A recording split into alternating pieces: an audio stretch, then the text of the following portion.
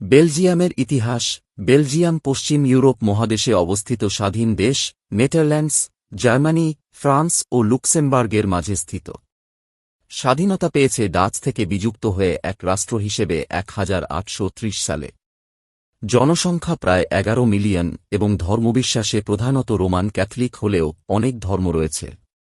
রাজধানীর নাম ব্রাসেলস। ঐতিহ্যে মধ্যযুগীয় স্থাপত্য, বিয়ার সংস্কৃতি, মেলা উৎসব ও আন্তর্জাতিক সংস্থার কেন্দ্র রয়েছে। ঐতিহাসিক স্থানে ব্রুজের পুরনো কেন্দ্র, ক্রেতেনস্টিন দুর্গ, নামোরের বেলফ্রি প্রচুর দর্শনীয়টি রয়েছে।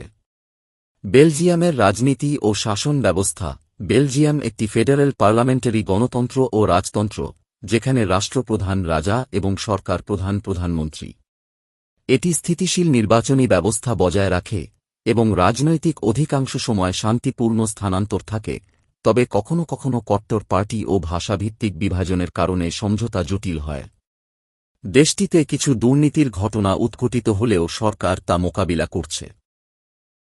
বর্তমানে বার্ট ডে ওয়েভার নেতৃত্বে ফেডারেল সরকার রয়েছে। বেলজিয়ামের সামরিক শক্তি। বেলজিয়ামের নিজস্ব পারমাণবিক অস্ত্র নেই এবং ন্যাটোর এক্সটেন্ডেড ডেটারেন্সতে নির্ভর করে, তথাপি সে হোস্টিং অবস্থানে কিছু ন্যাটো অস্ত্র থাকে। বেলজিয়ান এয়ারফোর্সে প্রায় 100 বিমান সক্রিয় এবং এটি ফাইটার ও পরিবহন উভয় ভূমিকা পালন করে। নৌবাহিনীতে কয়েকটি ফ্রিগেট ও প্যাট্রোল বোট সহ মোট 10টির মতো জাহাজ আছে, সাবমেরিন নেই। স্থলবাহিনী বর্তমান রয়েছে পর্যাপ্ত সংখ্যালঘু ইউনিট সহ। বেলজিয়ামের অর্থনীতি ও শিক্ষা। বেলজিয়াম একটি উন্নত, খোলা ও রপ্তানি প্রধান অর্থনীতি যেটি সার্ভিস, উৎপাদন ও রপ্তানি ভিত্তিক হিসেবে পরিচিত। প্রধান আয় উৎস হল ফার্মাসিউটিক্যাল শিল্প, খাদ্য ও পানীয় এবং রাসায়নিক পণ্য।